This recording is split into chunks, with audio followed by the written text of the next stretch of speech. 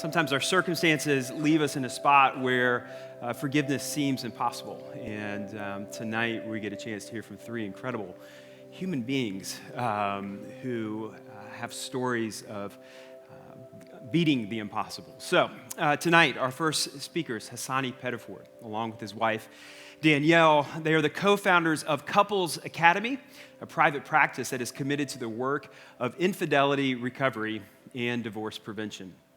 Hasani is an international speaker. He's a two-time best-selling author of over 14 books, which are more than I've actually read. He's a television personality. He's a media expert on marriage. Can we please give a big round of applause for Hasani Pettiford? Thank you. Good evening. Good evening. How's everyone doing tonight? You know, in the words of one of my good friends from Texas, I am elephant elated, hippopotamus happy, and peacock proud to be with you here tonight. And I come to you with a very important question, and that question is, should we forgive after we've experienced the pain of infidelity? And so the question becomes, what do we mean by infidelity? What actually does that mean? Perhaps it's the husband who goes away on a business trip, and after a long day of work, goes to the bar, grabs a drink, and sees an attractive woman from across the room, and as soon as they make eye contact, instantly there's a connection. And they engage in a one-night stand because they both know they will never see each other again, and no one will ever know. Perhaps it's that woman who's been in that long, emotionless relationship for quite some time. And even though initially there was passion and there was love and there was excitement, over the course of time, this couple transitioned from being soulmates to roommates to roommates. Emotional disconnect. Statistically, the average couple only engages in 4 minutes of quality conversation on any given day. Yet, when we step into the workplace, we have 8 and 9 and 10 hours developing relationships and building rapport and having great conversation. And oftentimes, that coworker, the interaction that we have, goes from being platonic to problematic because we're talking about things in the office, and then we're talking about passions and interests and hobbies and all types of things, and there's an instant connection that takes place. And communication, the foundation of all communication is intimacy. Intimacy, into me see.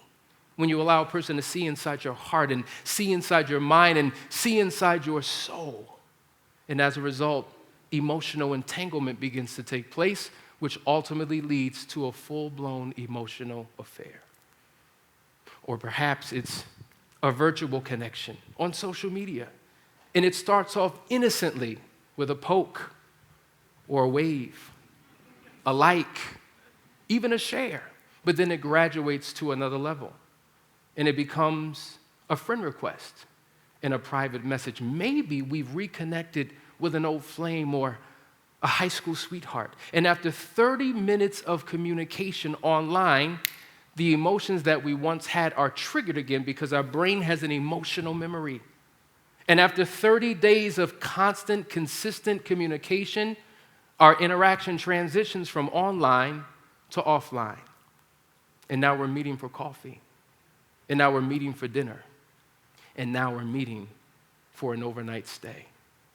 Perhaps it's all of these things and a whole lot more. And so the question becomes, does a marriage have to end when an affair takes place? I dare say no. For the last 10 years, my wife Danielle and I have been traveling all over the globe, working personally with couples who have been impacted by the pain of infidelity. And the one thing that we've discovered is that when you're dealing with a couple, both partners experience some form of pain. And that the only way to get from Pain Island to Pleasure Island, which is where everyone wants to be, they must go through a road of recovery. That recovery is a marital recovery, but it's also an individual recovery process because the pain of the hurt partner is completely different than the pain of the unfaithful partner. And their journeys are very different. And while the hurt partner is dealing with, how do I forgive? And how do I heal a hurting heart? And how do I move forward? And how do I trust again? The unfaithful partner is struggling with, how do I forgive myself? How do I overcome the pain? And how do I overcome the shame and the guilt? How do I rebuild this relationship? I just don't know what to do. It requires both a personal and marital recovery. And in that process, the only way to get to Pleasure Island is through forgiveness. During the affair recovery process, the most important aspect of that phase is forgiveness. But forgiveness is this term that we heard before, and the preacher preaches it on Sunday, and we read about it in books, and we understand the principle of it, but we just don't know how to walk it out. We don't know how to incorporate it into our lives because most of us either participate in cheap forgiveness or the refusal to forgive. And the refusal to forgive in a relationship is a tumultuous relationship where there's pain and bitterness and resentment and conflict. And the pain that is harboring in my heart is now dumped to my partner because I want them to experience what I've gone through. So there's a sense of revenge when you refuse to forgive. But cheap forgiveness is that forgiveness that says, the Bible says that we should forgive, so I'm just going to forgive. We're not going to talk about it. We're not going to have conversations. We're just going to move forward. And the pain that I'm moving away from is carrying and following me everywhere I go. Then I begin to participate in passive-aggressive behaviors because I really haven't released it from my heart. And so many of us are struggling to know what true, genuine forgiveness actually looks like. And I'm reminded of a couple that truly experienced genuine forgiveness. We've counseled many couples around the world, but this particular couple, together for 30 years, married for 25, divorced for 5, but still yet together. Not only did they experience one affair, but multiple affairs. Not only was it one spouse, but it was both spouses.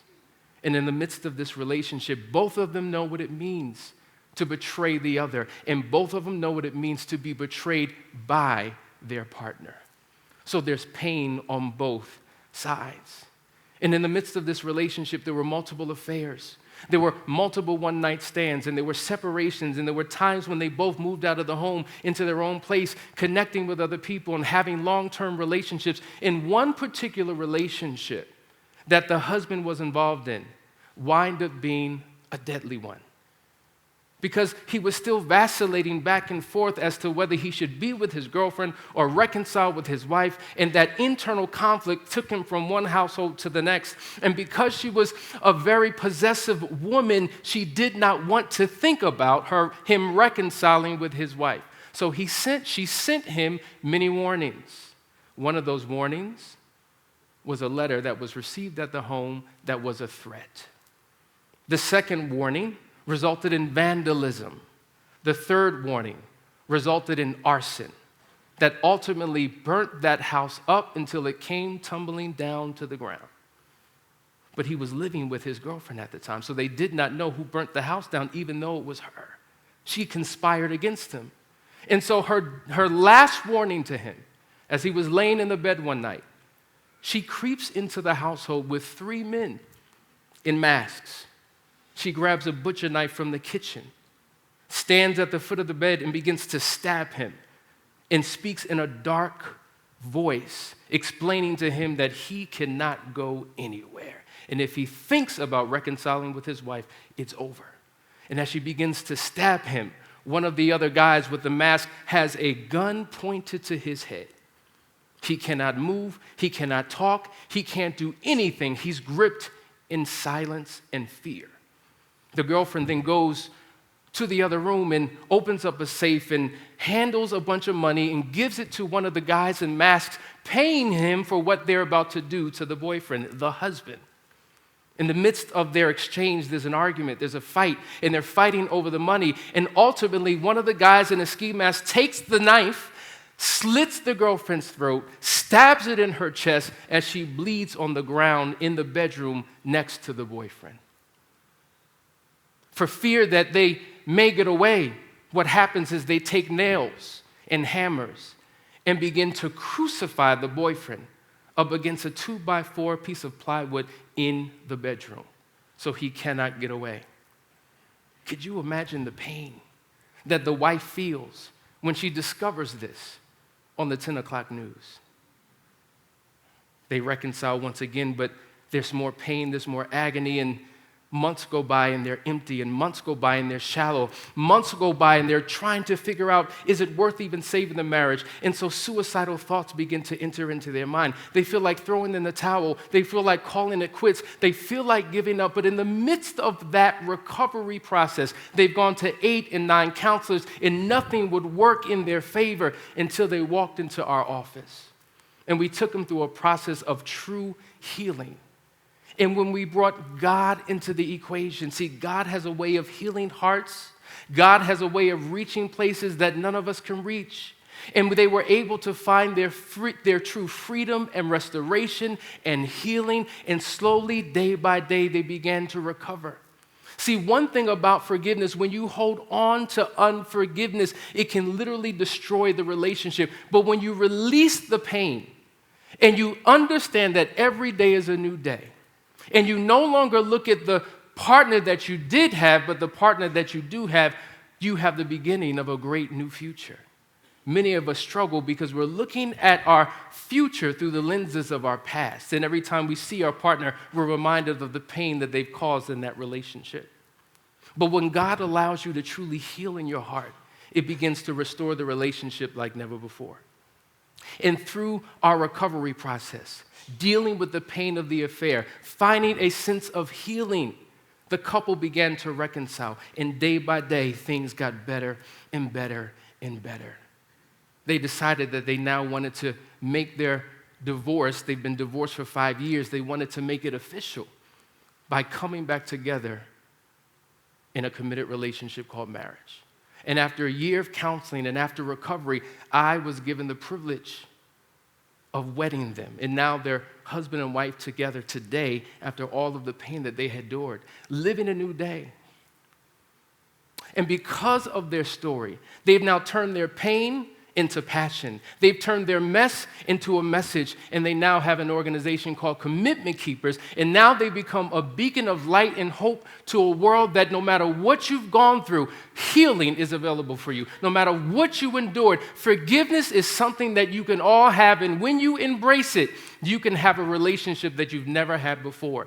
And so we are honored to have them here in this room tonight. Todd and Alicia Taylor, please stand so that we can give you a strong round of applause for your excellent example.